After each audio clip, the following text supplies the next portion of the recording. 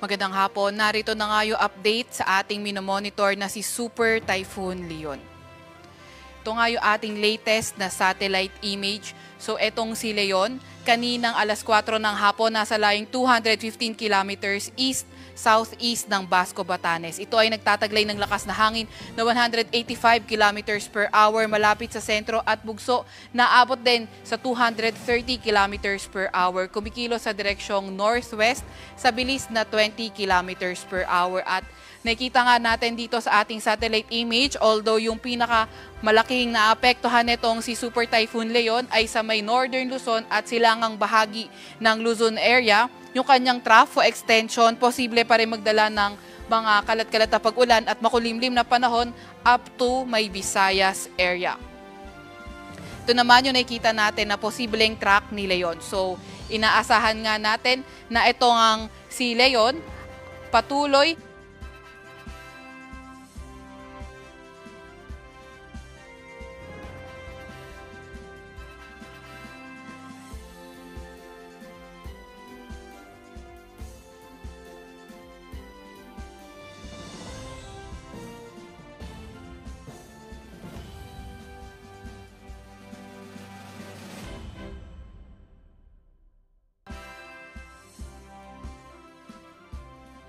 landfalling scenario sa may Batanes area. Gayunpaman, kung maglandfall man o hindi, kailangan pa nga rin natin ng iba yung pag-iingat dahil hindi man ito maglandfall, may mga malalakas na hangin pa rin tayong mararanasan, especially sa may extreme northern Luzon area, pati na rin sa mga areas na may mga signal. Ito nga yung peak intensity netong si Leon ay posible niyang maabot habang lumalapit dito sa may Batanes area. And then, kapag ito ay naglandfall sa may Taiwan area, posible nga itong humina. And then, lalabas na nga ng ating Philippine Area of Responsibility itong si Leon tomorrow morning or Friday early morning. Dahil nga rin dito kay Leon nakataas ang Tropical Cyclone Wind Signal number 1 sa may Signal number 4. Ito yung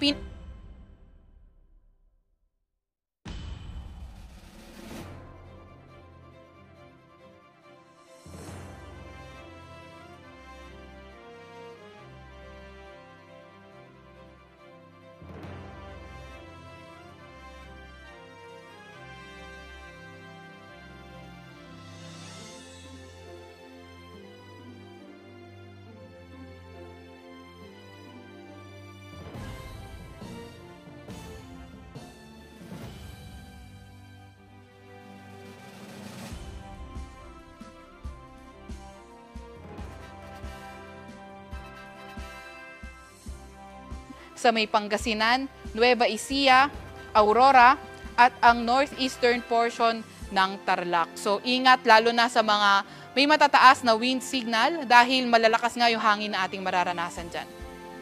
Dahil nga rin itong naka-super typhoon category na itong si Leon, kaya kapag nagkaroon ng shift pakaliwa itong si Leon ay hindi natin nirurule out din yung pagtaas ng Tropical Cyclone Wind Signal number 5. Ano naman ang inasahan natin sa mga malalakas na hangin?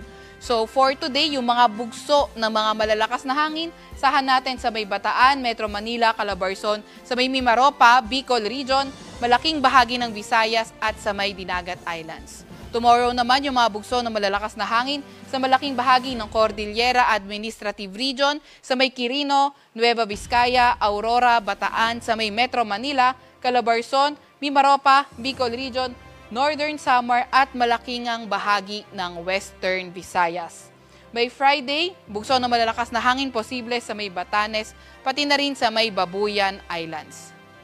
Kanina nga alas 5 ng hapon, in-update natin yung ating weather advisory at may inasahan nga tayo ngayong araw hanggang bukas ng hapon, intense to torrential rains, so more than 200 millimeters of rain.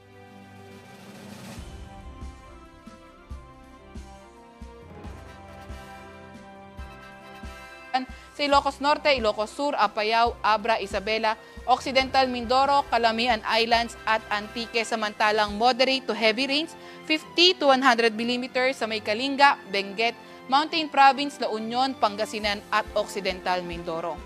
Bukas naman, may intense to torrential rains pa rin tayong inaasahan sa may Batanes at heavy to intense rains naman sa may Babuyan Islands. Samantalang moderate to heavy rains sa mainland Cagayan, Occidental Mindoro, Ilocos Norte, Zambales, Bataan, Cavite, Batangas at Calamian Islands.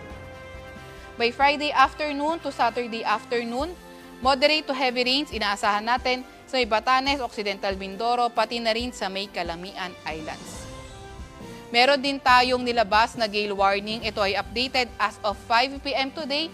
So, asahan nga natin may gale warning tayong nakataas sa may Batanes, Cagayan, kabilang na ang Babuyan Islands, sa may Isabela, sa may Ilocos Norte, sa may Aurora, Ilocos Sur, Northeastern, Coast of Polillo Islands, sa may Camarines Norte, at Northern at Eastern Coast ng Catanduanes. Kaya kung maaari, sa mga areas na nabanggit natin, huwag muna tayong pumalaot dahil magiging maalon hanggang sa napakaalon ng karagatan. Meron din nga tayong nilabas din na storm surge warning updated as of 2 p.m. kung saan more than 3 meters yung storm surge warning nga natin sa may Batanes, mga bayan ng Batanes at Cagayan. At wag nga tayo magpapahuli sa update ng Pag-asa. I-follow at ilike aming X at Facebook account DOST_Pag-asa. Mag-subscribe din sa aming YouTube channel DOST-Pag-asa Weather Report. At para sa mas detalyadong impormasyon, bisitahin ang aming website pag-asa.dost.gov.ph. At yan naman po munang latest mula sa Weather Forecasting Center ng Pag-asa, Veronica Torres.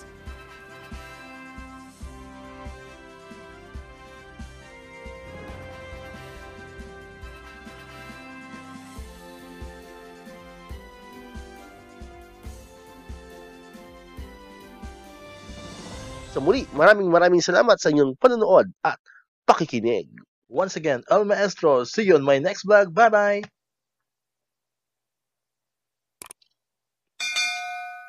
1, 2, 3, come on!